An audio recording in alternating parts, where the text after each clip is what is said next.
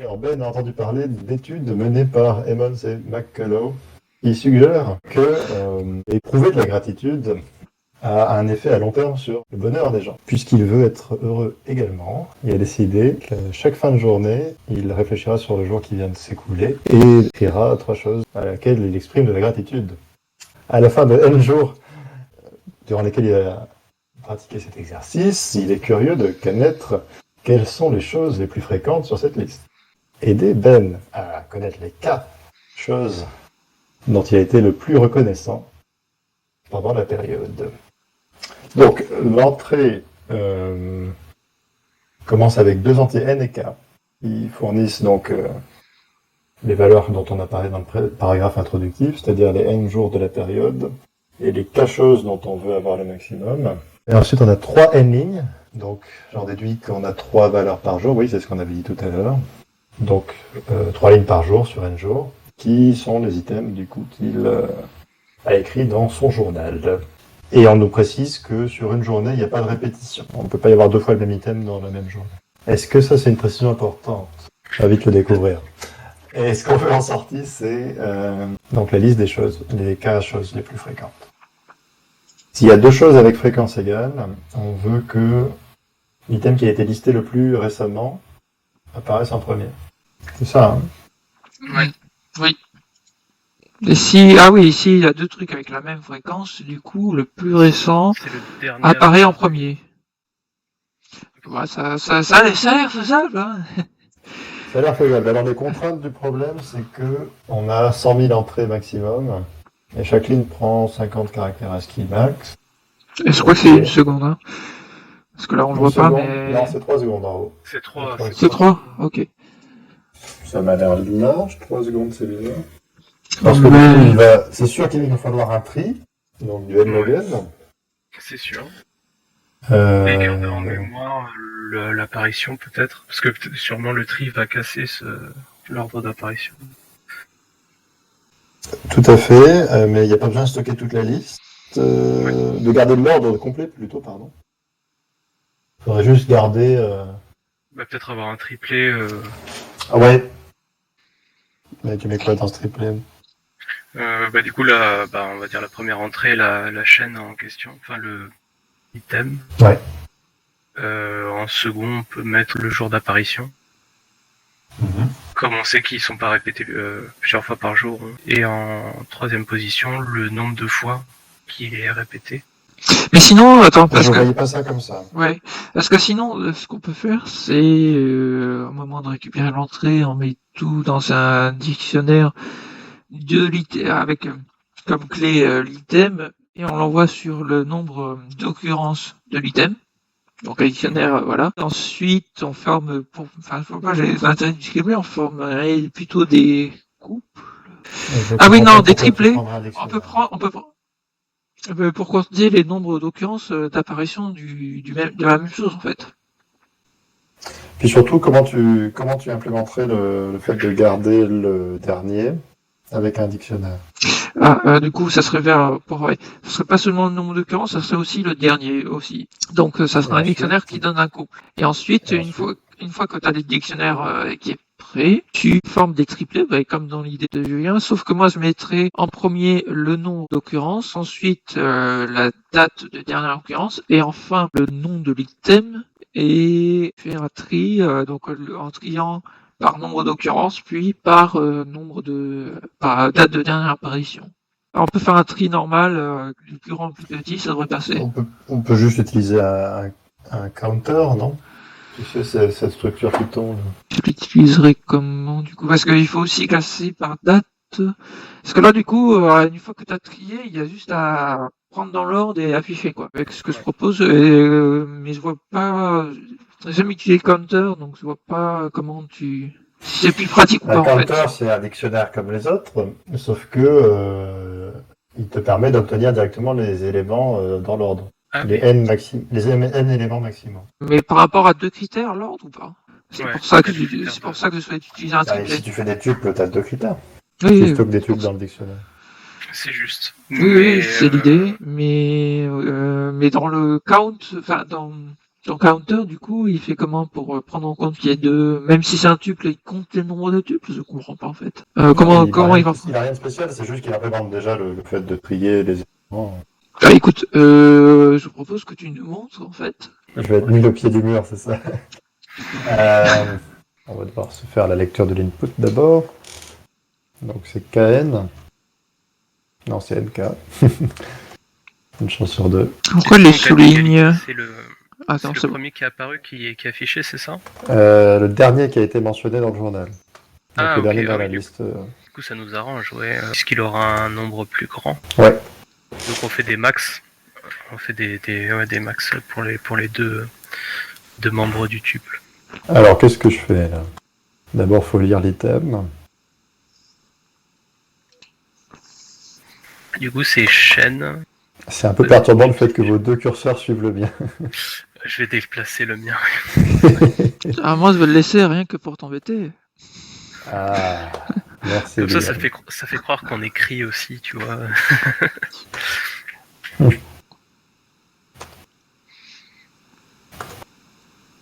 Ouais, ok, donc là, il nous faut quand même... Oula, l'autocomplétion est super. Ah. Name error.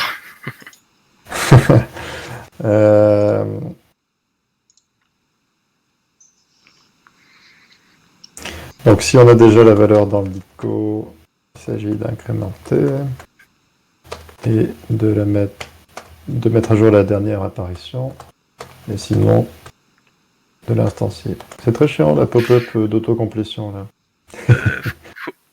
Ah oui, ouais, non, ça... Pas 0D.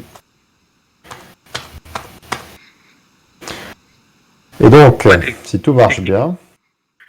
Ouais. Je disais, parce que je m'étais fait la réflexion que il parlait de jours, mais au final, on s'en fiche. Ouais, c'est croissant quand même. Oh, on peut diviser par 3. Hein. Non. Allez, on va diviser par 3. Pour que ce soit plus facile à débugger peut-être. On veut juste afficher les items, hein, on n'affiche pas leur nombre d'occurrence. Ouais. Alors attends, tu peux expliquer un peu le count name du coup? Name, c'est ta clé. Ouais. Et 0 et 1, c'est les éléments de ton couple, c'est ça? Ouais, d'ailleurs c'est con parce que les couples sont immutables, donc j'ai pas le droit de faire ça. Oui, déjà oui. Merci de l'avoir vu. Je plaisante,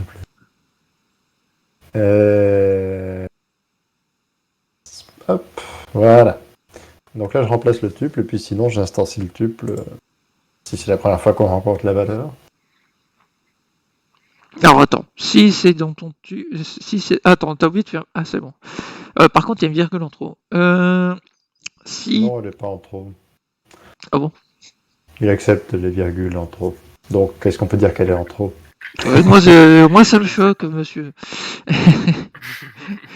Du coup, ce que tu mets en premier dans l'élément du couple, c'est le nombre d'occurrences, c'est ça? C'est ça. Et ce que tu mets en second, le i divisé par 3, c'est? Le jour d'apparition. Le jour. Mais il prendra le dernier en cas de répétition, non? Ouais. Il prend la valeur la plus élevée. Et du coup, oui, donc c'est qu'il y avait chaque jour, il y avait 3... Il y a 3 items, ouais. C'est ça? Ok. Ouais, 3 items par jour, ouais. Ok. Alors, est-ce que ça marche déjà? Après, au niveau de l'optimalité, je suis pas certain. Quelle différence avec un dictionnaire, là? C'est que la méthode dans l'IN16 est déjà implémentée, donc ça fait gagner du temps. D'accord, et du coup, oui, ça te permet de parcourir dans l'ordre des plus grands et d'avoir ce qu'on veut. Ok. Oui, tout à fait. Ouais, mais je trouve bizarre d'appeler ça counter, en fait, mais bon, ok. Parce que du coup, c'est toi qui fais le compte. Ouais, mais là, on le fait manuellement parce que il y a cette histoire de tuple. Mais quand t'as pas besoin de faire un tuple, tu peux juste faire plus égal 1 et il implémente tout seul. Même la vérification du fait que la clé existe déjà ou pas. Ok. Ça, c'est pratique. Sur le premier input, ça marche. Ah, mais du coup, on voit pas la séparation entre l'input et le... Bon, alors l'input se termine à being healthy. Et ensuite, c'est la sortie. Donc on a un problème. Donc la Il y a sortie, aussi c'est ça. Supportive Parents qui devrait être après being able to solve a hard problem. Pourquoi devrait-il être après? Parce qu'il a été mentionné plus tôt? Ouais. Ok. Je vais mettre des lignes vides comme ça sera plus lisible. Ok. C'est un peu mieux. Ton problème, c'est quoi? Ouais. C'est qu'on n'a pas la bonne sortie. Supportive Parents devrait être présent après being able to solve a hard problem. Et being healthy devrait être avant fun game with friends. T'es sûr? Attends, parce Donc, que... on a inversé les deux. Ah, attends, je crois... Non. Attends, j'imprime le Est-ce que dictionnaire. s'imprimer... Ouais, c'est du plus grand, donc normalement ça devrait être bon. Ouais, non, ça changera rien si on enlève la division entière. Oui. Euh... Donc Good Food, c'est bon. Par contre, on devrait avoir Being Healthy en deuxième. Or là, on a Fun Game with Friends, et en fait, les deux ont la même priorité. C'est bizarre. Pourquoi les deux ont la même valeur? Ah, ils ont dû apparaître le même jour. Donc ouais, au niveau des jours... La question, donc, en fait, c'est pourquoi on a cette valeur-là dans le dictionnaire. Donc les deux sont mentionnés une fois, donc le premier est correct. Parce que du coup, en cas d'égalité, et pour Ouais, en fait, des c'est une question éléments qui ont d'égalité. du même jour, ouais, et pour des éléments du même jour, on choisit lequel du coup? C'était écrit ça. Peut-être qu'on n'a pas fait gaffe. C'était peut-être écrit. Parce que peut-être qu'en fait, la solution de base de Mathéo, où il n'y avait pas la division entière, permettait d'avoir un ordre sur les apparitions, même en termes de jours. Ah bah oui. Non, mais, Donc en fait, il fallait pas diviser par 3. oui, voilà, c'est ce que j'allais dire. Il faut pas diviser par 3. Si on lit ça, c'est bien later in the input. Donc, peu Ouais. importe quel jour, c'est juste plus tard dans l'entrée. Donc là, ça Et correspond là, c'est correct. à la sortie attendue. Donc maintenant, est-ce qu'il y a des cas limites qui ne sont pas couverts dans les inputs par défaut? T'as fait les deux sorties, du coup? Ouais, la première était bonne depuis le début. Ok. Il faut refaire la première. Oui, on peut retester. Ça coûte rien. Hop. Et la seconde, du coup, C'est est bon. correcte maintenant. Moi, je suis tenté de soumettre, là. Est-ce qu'il y a un autre cas qui ne serait pas couvert? Qu'on n'aurait pas testé encore. Je pense que là, vu la complexité du sujet, je pense qu'on a déjà tout couvert. Alors, il faut réfléchir à la complexité dans ce cas-là. On a un O2N ici pour lire l'input, en supposant que la lecture-écriture dans le dictionnaire est en temps constant. À peu près supposé, s'il n'y a pas trop de collisions, et s'il n'y a pas trop d'éléments. Bon. Et ensuite, ici, tu as du nlogn pour trier les éléments et garder les premiers. En fait, on peut pas vraiment avoir de meilleure complexité. Hein. On est déjà au mieux, là. Ouais. En fait, le truc à gagner, ce serait de ne pas utiliser le dictionnaire. Oui, mais ça me semble compliqué. On soumet Allez. Bah allez, hein. N'oublie pas d'enlever ça, comme j'ai dit dans le commentaire. Oh non, je vais le laisser, comme ça sera faux. Bah, il a pas pris en compte ma soumission. Ah, est-ce que il est 19h23. le formulaire fonctionne, mais il me l'apprend pas, c'est ça? Ouais, parce qu'ils ont mis un... Ah oui, il est marqué, j'avais pas vu too late, ok. Ouais. Ah, c'est dommage. C'est pas grave, on le soumettra plus tard, quand on aura les inputs. Ouais. On peut passer à l'autre problème, vite fait.